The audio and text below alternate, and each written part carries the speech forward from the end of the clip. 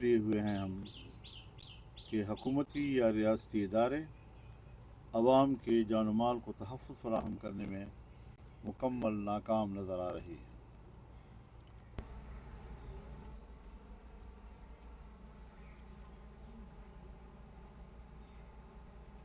دھاندلی کے نتیجے میں قائم ہونے والی حکومت، چاہے وہ وفاق میں ہو چاہے وہ صوبوں میں ہو، عوام کے مسائل کے حل اور امن و امان کے قیام میں مکمل ناکام ہے۔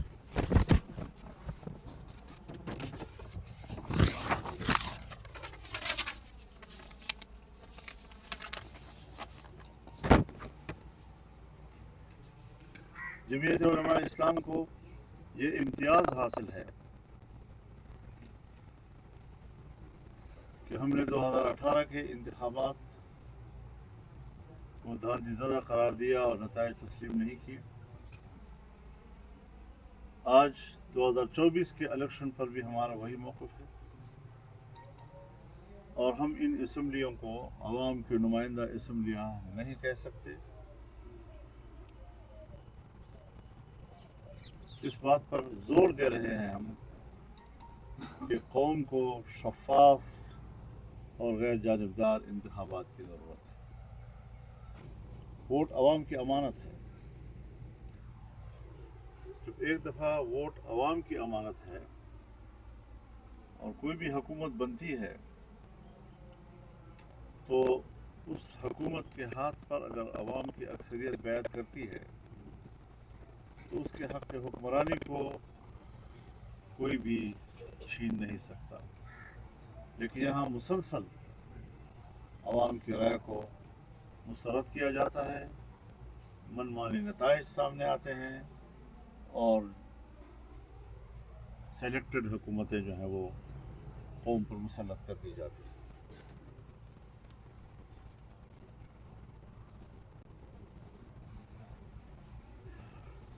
جمعیت علماء اسلام نے یہ فیصلہ بھی کیا ہے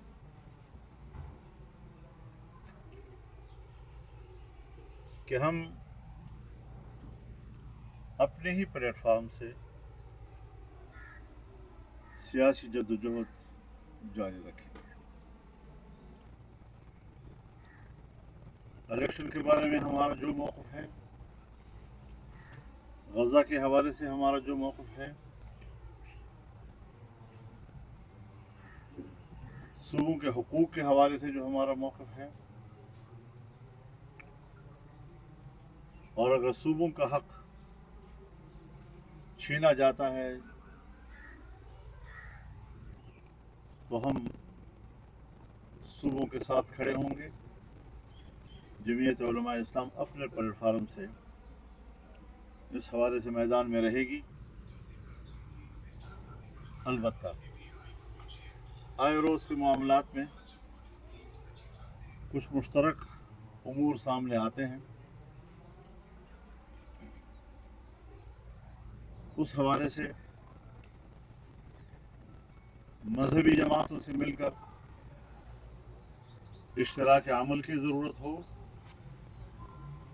یا پارلیمانی اپوزیشن جماعتوں کے ساتھ اشتراک عمل کی ضرورت ہو،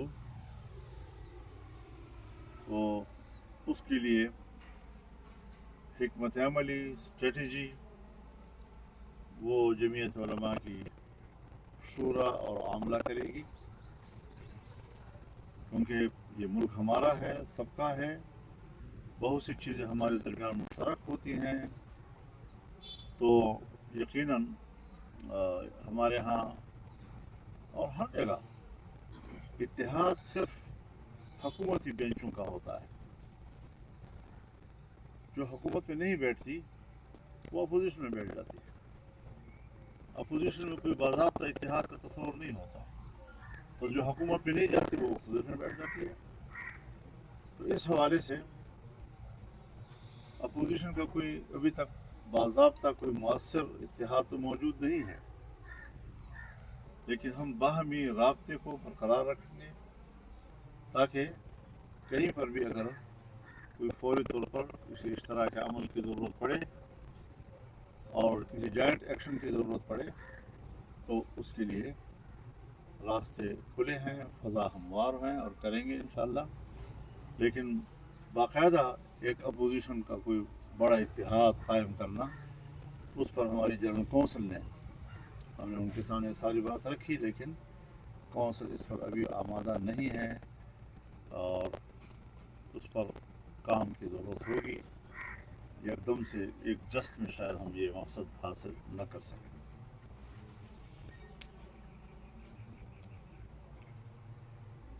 مائنز اینڈ منرلز بل جو صوبہ خیبر پختونخوا میں بھی پیش کیا جا رہا ہے، ابھی تک پیش نہیں ہوا، یہاں بلوچستان میں پیش کر بھی دیا گیا ہے اور شاید پاس بھی ہو چکا ہے۔ جمعیت علماء اسلام کی جنرل کونسل نے اس کو مسترد کر دیا۔ میں یہ بھی واضح کرتا چلوں کہ ہمارے بلوچستان اسمبلی میں ہمارے کچھ پارلیمانی ممبران نے اس کو ووٹ دیا ہے، تو وضاحت طلب کر لی گئی اور ان کو شوکاز نوٹس جاری کر دیے گئے۔ اگر جماعت ان کے جواب سے مطمئن ہوئی تو پھر ظاہر ہے کہ اس عذر کو، اگر کوئی واقعی جائز عذر ہے تو قبول کیا جا سکتا ہے۔ اگر جماعت مطمئن نہ ہوئی تو پھر ان کی رکنیت ختم کر دی جائے گی۔ ہمیں اس کی کوئی پرواہ نہیں ہے کہ اسمبلی میں ہماری تعداد گھٹ جائے گی، ہمارے ممبران کی تعداد کم ہو جائے گی، نہیں، اصول ہوتا ہے، اور میں مرکزی امیر ہوتے ہوئے بھی پارٹی پالیسی سے انحراف نہیں کر سکتا، تو ہمارے دوسرے ساتھی کیسے کریں گے؟ پارٹی نظم سب سے اولین چیز ہے، اس کے لیے کسی فرد کو قربان کیا جا سکتا ہے لیکن پارٹی کو قربان نہیں کیا جا سکتا۔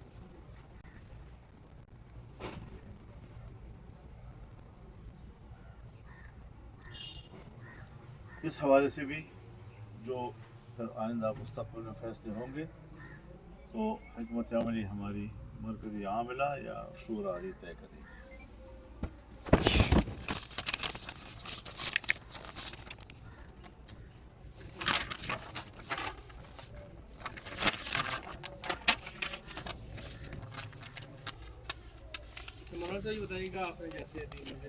الرحمن الرحیم، نحمده ونصلي على رسوله الكريم وبعد۔ الرحمن الرحیم، نحمده ونصلي على رسوله الكريم وبعد۔